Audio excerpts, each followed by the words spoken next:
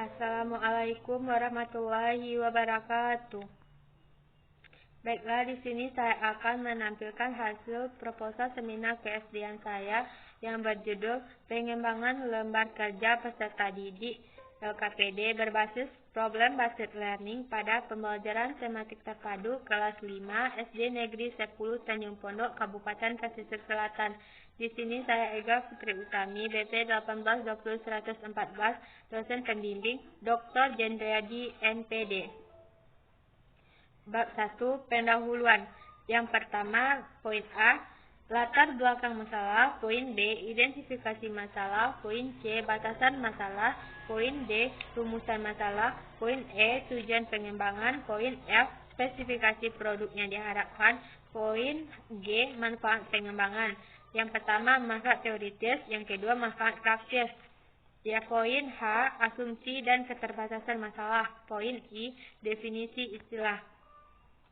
Bab 2, kajian teori. Poin A, kajian teori. Yang pertama, hakikat lembar kerja peserta didik LKPD. Yang pertama, pengertian LKPD. Menurut Prastowo pada tahun 2014, halaman 269, LKPD merupakan suatu bahan ajar cetak yang berupa lembar-lembar kertas yang berisi materi, ringkasan, dan petunjuk pelaksanaan tugas pembelajaran yang harus dikerjakan peserta didik yang mengacu kepada kompetensi dasar yang harus dicapai peserta didik. Poin B, fungsi LKPD. Menurut Prianto dan Harnoko pada tahun 2008 pada halaman 34, yang pertama, menyajikan bahan ajar yang memudahkan peserta didik untuk berinteraksi dengan materi yang diberikan. Yang kedua, menyajikan tugas-tugas yang meningkatkan penguasaan peserta didik terhadap materi yang diberikan. Yang ketiga, melatih kemandirian belajar peserta didik. Yang keempat, memungkinkan pendidik dalam memberikan tugas kepada peserta didik. Yang ke-C, langkah-langkah penyusunan LKPD. Menurut Prastowo pada tahun 2015, halaman 212, yang pertama melakukan analisis kurikulum, yang kedua menentukan judul-judul LKPD, yang ketiga penulisan LKPD. Poin 2, hakikat model pembelajaran Problem Based Learning PBL. Yang A, hakikat PBL. Menurut Suryadi pada tahun 2013 pada halaman 129, PBL adalah suatu pendekatan pembelajaran yang dimulai dengan menyelesaikan suatu masalah, tetapi untuk menyelesaikan masalah itu peserta didik memerlukan pengetahuan baru untuk dapat menyelesaikannya. Yang ke-B, langkah-langkah PBL. Menurut Warsono pada tahun 2014 pada halaman 150 sampai 151. Yang pertama, mengamati. Yang kedua, menanya. Yang ketiga, menalar. Yang keempat, mengasosiasi. Yang kelima, mengkomunikasikan. Yang ke-C, kelebihan model PBL. Menurut Abidin pada tahun 2014 halaman 162, yang pertama, mampu mengembangkan motivasi belajar siswa. Yang kedua, mendorong siswa mampu berpikir tingkat tinggi. Yang ketiga, mendorong siswa mengoptimalkan kemampuan metakognisinya. Yang keempat, menjadikan pembelajaran bermakna sehingga mendorong siswa memiliki rasa percaya diri yang tinggi dan mampu belajar secara mandiri. Yang ke-B, karakteristik PBL.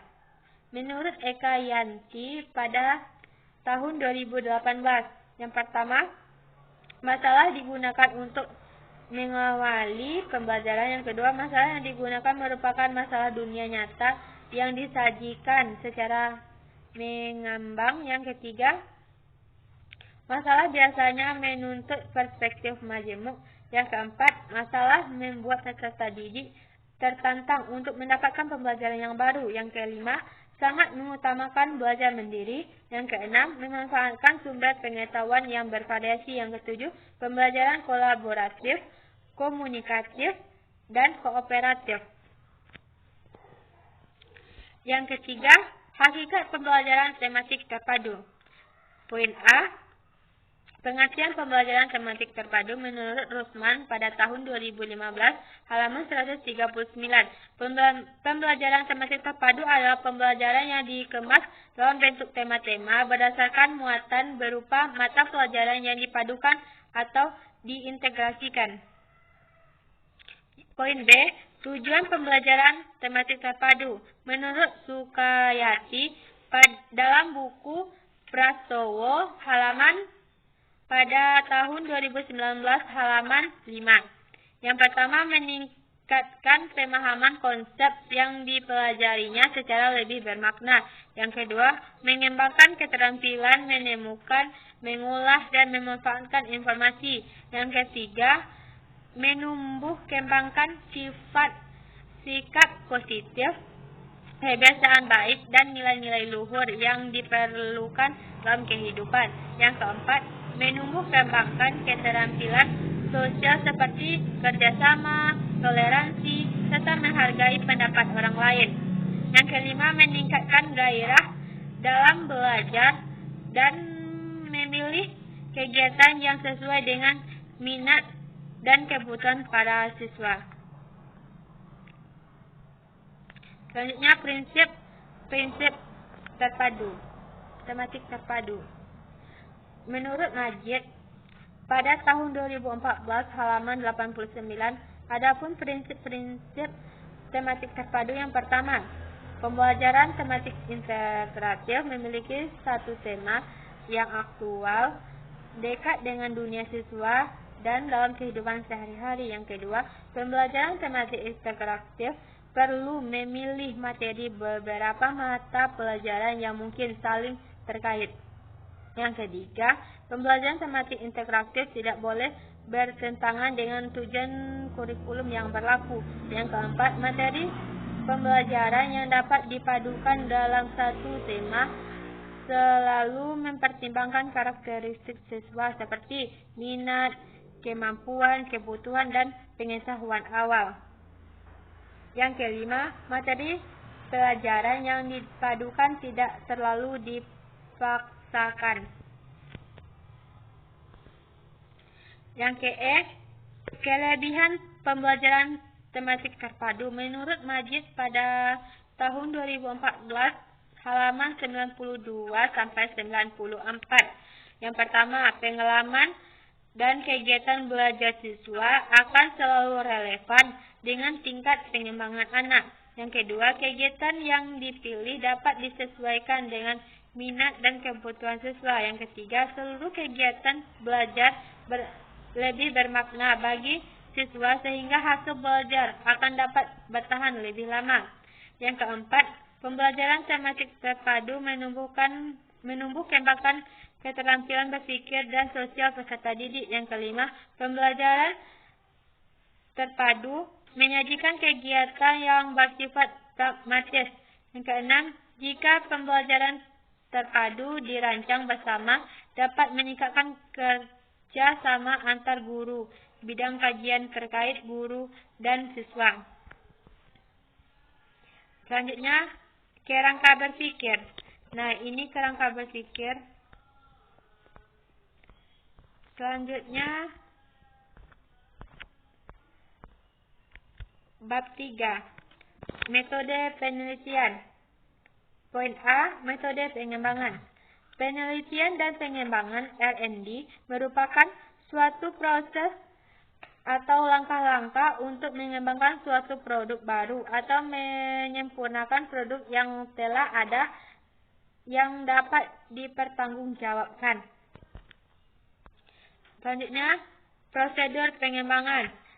Yang pertama, define. Yang kedua, desig. Yang ketiga, development. Yang keempat, dissemination.